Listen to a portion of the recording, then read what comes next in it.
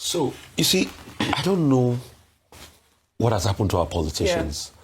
They've become desensitized from the pain and suffering of the people. I mean, so how can Mrs. Tinubu and Mr. Tinubu wish Happy Children's Day at a time where you have children in captivity? See, if it was me, Oji, I will border on the children in captivity. I will come out as Commander-in-Chief and say the efforts that are being made to be able to get them back. And I will dwell more on that. And in fact, I will be the one to declare that there is nothing to celebrate because of the pain of their parents. And you know what I will do next? I will go to that community. President Tinubu has not gone to that community. Audrey. In Oyo. Can you imagine? In Oyo. That was how he did in Jos. He went to Jos. He entered the airport. He didn't go beyond the airport. He has not even go to that community in Oyo and say the parents, okay, I am fighting to bring your children back home. No concern, nothing. They are busy counting 11-point-something million votes for him. And some people have the temerity to say, he already has 11.70 million votes in the next election already, when you are counting 1, 2, 3, 4, 5. So you can see that's what Obi is basically saying, that we have lost a nation. Can you imagine? Kids have been kidnapped for, it is 13 days now, Oji. 13 going to days. 2 weeks. Yes, 13 days going to 2 weeks. 46 Nigerians out there. We are celebrating Children's Day. Oji, there was a stampede yesterday in Edo. I think I heard on the radio today. Children were tear gassed. A lot of them were taken to the hospital. That's how we celebrate Children's Day. 13 days after, they've just been sending messages. It's VDM they know how to chase. Look at them, Oji. Till today, President Tinubu has not even said, okay, let me fly in there. Let me go and see them. And they want the people's votes. We want our children back home. Bring our children back home. Bring all the kidnapped victims back home.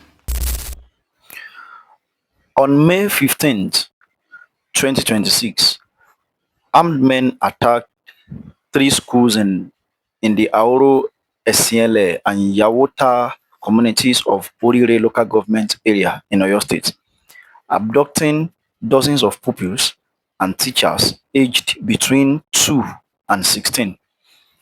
Among the victims is a 2-year-old girl believed to be one of the youngest victims of a school kidnapping in Nigeria's recent history. As of the time of this analysis, many remain in captivity, now past 13 days. Oseni's most profound statement is this: our politicians have become desensitized from the pain and suffering of the people.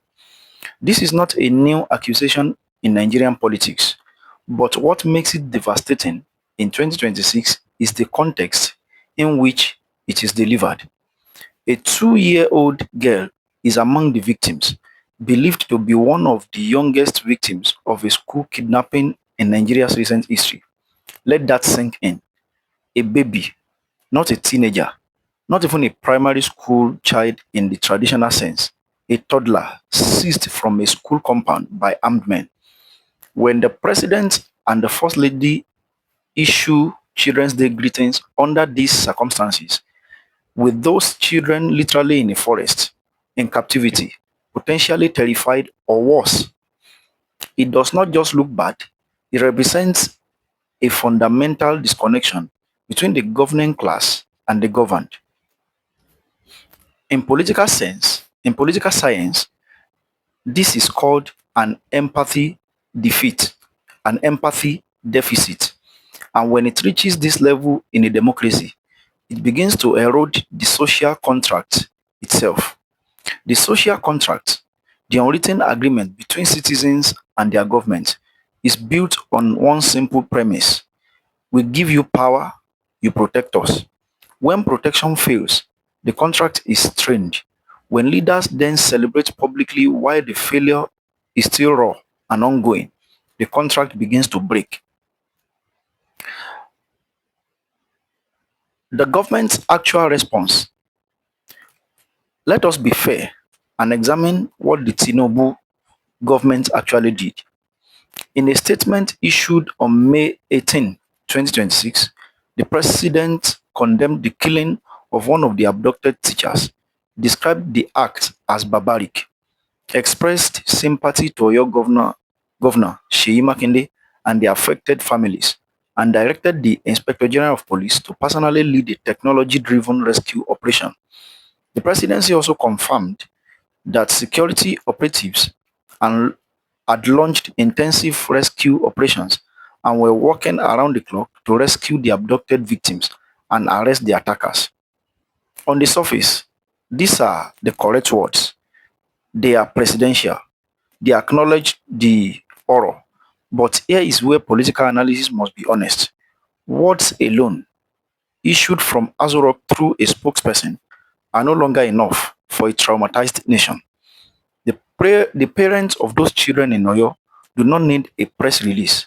They need to see the president of their country stand in their community, look them in the eyes, and say, I see you. I am here. We will not rest. That physical act of solidarity is not ceremonial. It is governance.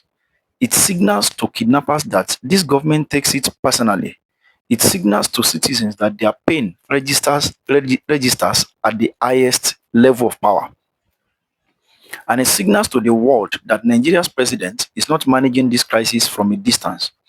Although the president condemned the killing and ordered security agencies to intensify rescue efforts, many Nigerians argued that the presidency had not shown enough public concern as emotional videos of grieving relatives continued to circulate online. One social media user captured the public mood perfectly. Children are still in captivity, and the country has moved on like nothing happened. The silence from leadership is disturbing. Another point, the pattern of promises, a credibility crisis. This is arguably the most serious political problem Oseni's word exposed. It is not just about the Oyo kidnapping, it is about a pattern. Tinubu's response to the Oyo abductions echoed what he told Nigerians in February following a terror attack on Woro village in Kwara's Kayama LGA. And as of the time of the Oyo crisis, 176 women and children from Kwara remain unrescued months later. Think about that. Over 100 women and children missing for months from a previous crisis, and now 46 more from Oyo. The cumulative weight of these unresolved abductions is destroying the government's credibility on security, which is supposed to be the most basic function of a state. In political terms, what we are witnessing is what analysts call promise fatigue, a situation where the public no longer believes official assurances because past assurances were never fulfilled. An opposition political party, Booth, has directly accused President Tinubu of failing to secure Nigerians after nearly 3 years in power. And that kind of opposition language gains traction precisely because the facts on the ground make it difficult to refute. Another point, Nigeria's school kidnapping history. This is not new, and that is the problem. To fully understand why Oseni's words carry such weight, we must place this moment in its historical context. Between April 2014 and December 2022, approximately 70 attacks on schools occurred in Nigeria, with more than 1,680 students abducted, over 180 children killed, 90 injured, and more than 90 still missing. After the Chibok abduction in 2014, the attacks on schools did not stop. They multiplied. In 2018, Boko Haram abducted 110 girls from a school in Dapchi, Yobe State. Then came Kankara in 2020, where gunmen abducted more than 300 boys. Then Kagara. Then Jangebe, where more than 300 schoolgirls were forced to trek through forests at gunpoint. And now, Oyo, in the southwest. In territory previously considered relatively safe from this kind of coordinated bandit attack, Nigeria has historically battled criminal gangs known as bandits who kidnap for ransom and target rural areas, with most attacks, including school kidnappings, having mostly happened in the north and center of the country, making the Oyo incident particularly alarming as it signals geographical expansion of the threat. This is a strategic escalation. The bandits are no longer contained to the north. They have demonstrated operational reach into southwestern Nigeria, which was long regarded as a different security zone. If this is not treated as the national emergency it is, with presidential urgency, military deployment, and genuine accountability, it will simply be the beginning of a new phase of insecurity spreading into previously stable regions of the country. Another point, the VDM comparison, the most politically explosive point. Rufai Oseni's reference to VDM is not a throwaway comment. It is the most rhetorically potent and politically charged point in his entire statement, because it is virtually impossible for the government to rebut it cleanly. As recently as May 27, 2026, just one day before this analysis, President Tinubu's media aide, Bayo Onanuga, issued a direct public threat to VDM, saying he would be made to face the law over a doctored video circulating on social media. VDM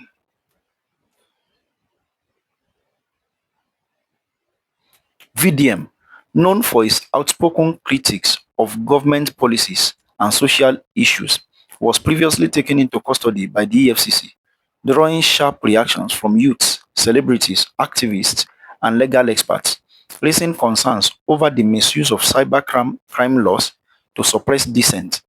Now juxtapose that government energy, press statement threatening a social media critic within hours, legal machinery mobilized, public warnings issued, with the response to 46 kidnapped children that are stretched across 13 days with no presidential visit to Oyo. The contrast is not subtle. It is a glaring asymmetry of state power. The Nigerian government had demonstrated that when it perceives a threat to its image or ego, it can move with speed and precision. But when Nigerian children are in captivity, the response is press releases and promises.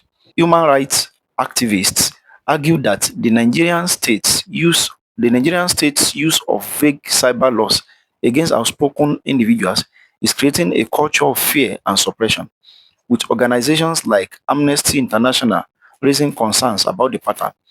In a functioning democracy, state power should be disproportionately deployed against criminals who kidnap children, not against citizens who criticize the government on social media.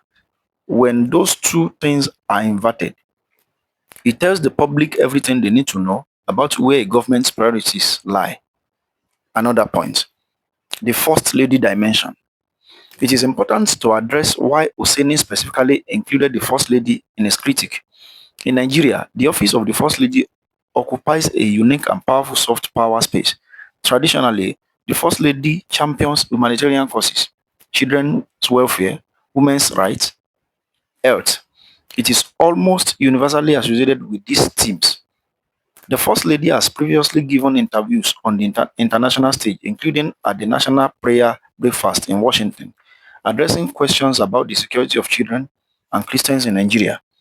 For a First Lady who occupies the humanitarian lane to issue a Children's Day greeting while children are literally in captivity, without a single accompanying demand for their rescue, without a public call to action, without even a word of solidarity with their parents, is a communications and moral failure of significant proportions.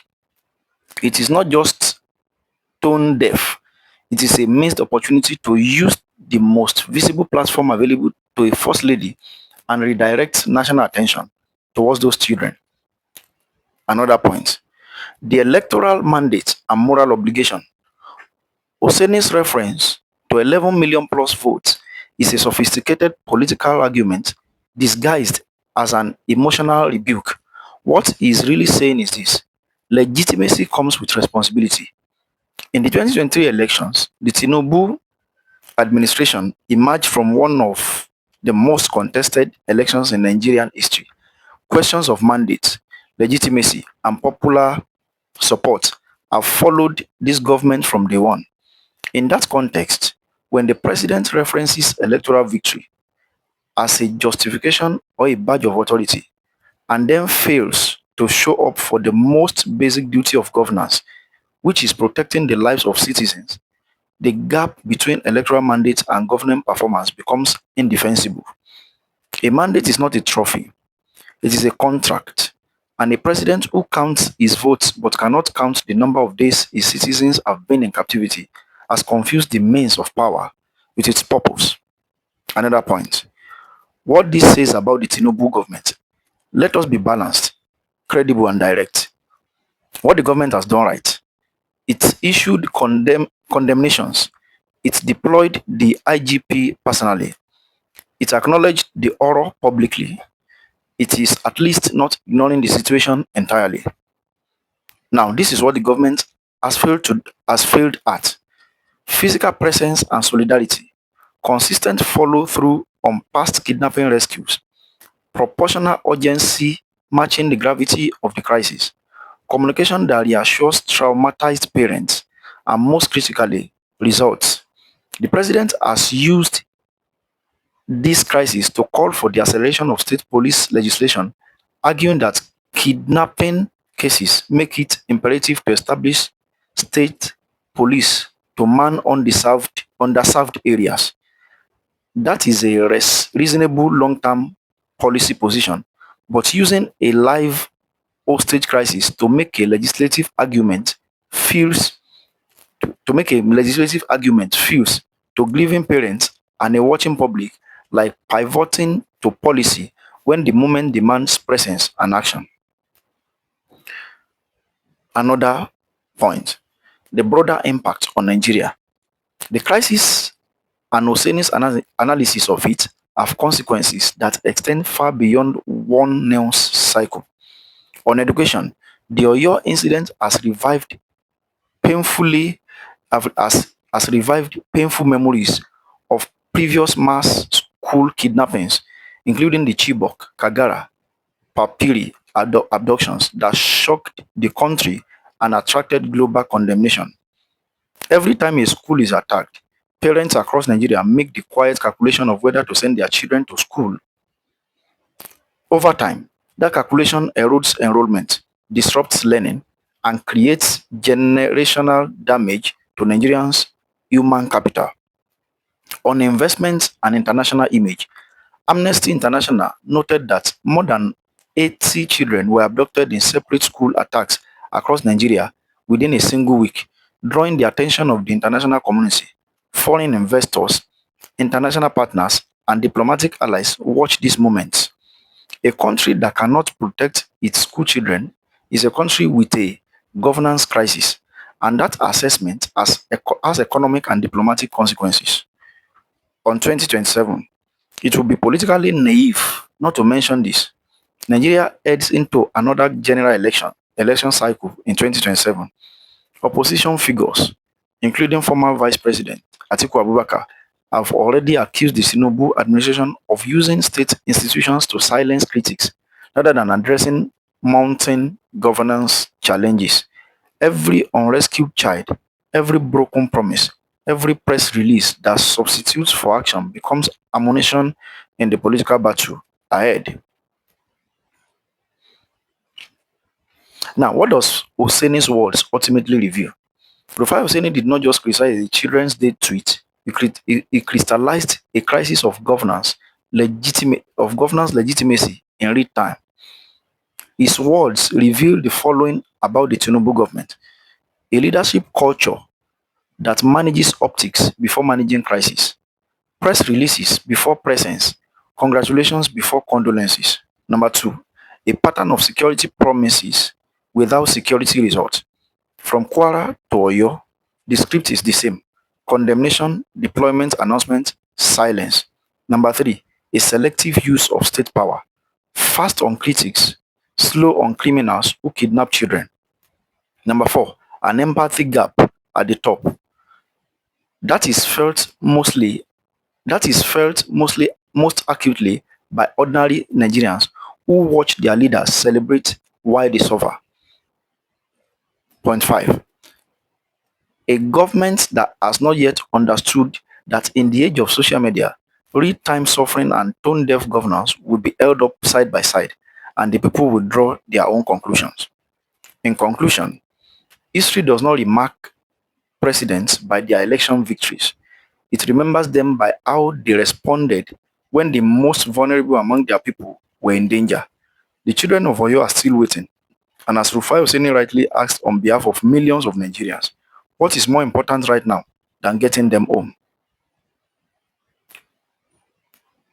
Rufai Oseni's critique is largely grounded in verifiable facts and legitimate democratic accountability. His arguments are emotionally charged, but not without political and moral merit. The counter-argument from Tinubu's camp would likely be that security operations are complex and that a presidential visit could complicate ongoing rescue missions. But that argument becomes weaker with every passing day that the children remain missing. A government that is more visibly reactive to criticism of its image than to the kidnapping of children will struggle to defend its legitimacy, not just in the court of public opinion, but in the court of history. Thank you for listening.